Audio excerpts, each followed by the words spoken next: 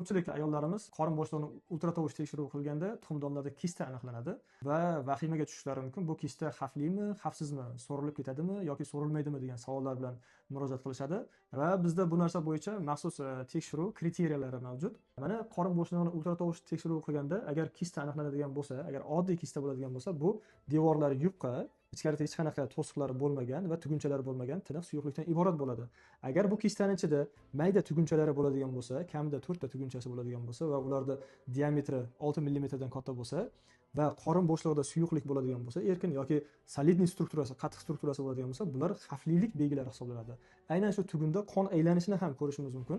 Agar qon aylanishi yuqori bo'ladigan bo'lsa, unda bu xavfli saraton belgilari bo'lishi mumkin.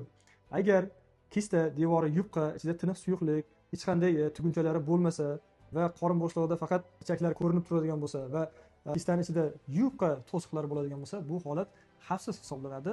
Lekin xavfsiz bo'ladigan bo'lsa ham, agar diametri 10 santimetrdan katta bo'ladigan bo'lsa, biz xavflilik belgilari bo'lishi mumkin degan holatda onkologik tomonidan o'ylab operatsiya qilamiz. Agar sizda ham xuddi shunday kistalar aniqlanadigan bo'lsa va shunday savollar qiynayotgan bo'lsa, bizga murojaat qilishingiz mumkin va aniq diagnoz qo'yishiga yordam beramiz.